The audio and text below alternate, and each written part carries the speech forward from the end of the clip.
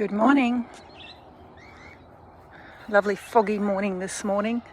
You can see the water droplets just floating through the air. It's almost like it's raining, an invisible rain that you just have to, you can feel, you can almost see. This morning my task, I'm chopping down some of this arrowroot using my chop and drop as drop and drop. It's going to become mulch along the back of the patch, along here. Now this is my apricot bed, so named. Oh, good morning, king parrots. There's a few of them over here. Can you see the, yep, there goes one, two. This is an apricot. Originally I planted 4 apricots along here. And this one's doing fantastically. I'm very happy. He's looking sad. I don't know why. I'm assuming it's dry. And so I've given it a bucket of worm tea yesterday morning with some sea salt in it to help the roots along. If it is dry, perhaps this Queensland arrowroot is contributing to that dry and sucking up all the moisture.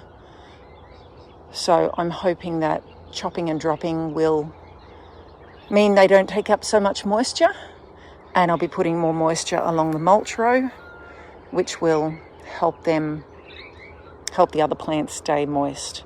Mind you, that mulch row is very moist now. Okay, off to work. There is an incredible amount of moisture in the stems of these arrowroot plants. I don't know if I can show you. I don't know if I can chop with one hand and show you, but just watch when I chop it, the amount of moisture that comes out and that's released out of the stem. I don't know if you saw that, all the moisture. It's amazing. So I guess it'd be a little bit like banana plants that store a lot of moisture in their stems, and they make excellent chop and drop too. But that's a lot of moisture that's stored in that plant, and presumably that could have affected the apricot plant in the amount of moisture it was getting. Alternatively, it could actually mean that the extra moisture that's in the air is going into the plant.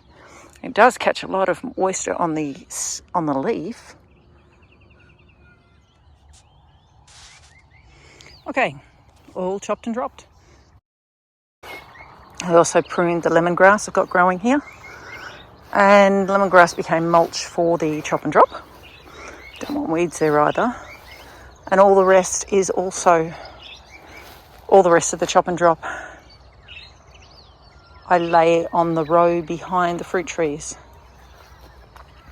Such lush mulch does this arrowroot make. I've got chop and drop at the end. Actually, it's more to create like a lovely walkway when the arrowroot gets up as tall as our heads. It's lovely to walk between arrowroot on both sides of the bed. This cover crop was the first cover crop that I planted in this garden design, and it has grown beautifully. It was tall as me, but this is a mature version of the same stuff. And the king parrots have been absolutely loving the sunflowers. They're often in the garden while I'm in here. Here's your crotalaria. It grows quite big. And we all know sunflowers. The bees have loved it. And a legume.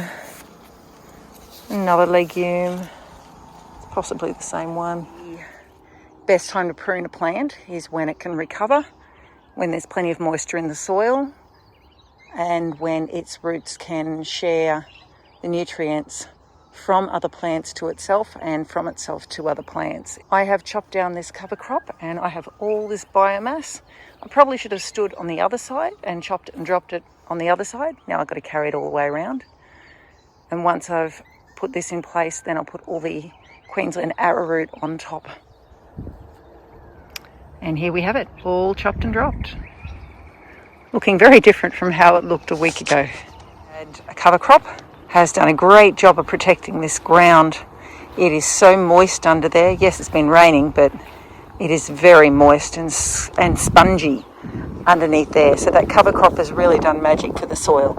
I've put all the chop and drop at the back here, along the back of the bed. And the citrus plants that were well protected through the hot part that's been of summer are now clear and they can get full sun again. Even though they were smothered, the citrus are looking great. The pineapples are still doing well. Along the back here, this is vetiver grass, Queensland arrowroot as well. Now you'll see that I've got a lot of chop and drop along the back here, and there's some more chop and drop. There's my first contour of my veggie garden. It's very exciting. I'm enjoying it so much. Enjoy your gardening. I chopped this Queensland arrowroot this morning, and it's so moist. There's so much moisture on the surface of it. And as I was chopping it, the water was spurting out like kids with water guns. It's amazing. Now this one, I chopped this one Monday morning. Today is Wednesday, and it's already got all that growth on it. Queensland arrowroot grows really fast. And lemongrass, I chopped it this morning. Look at the growth on that. That was from this morning. So it will replace itself really quickly.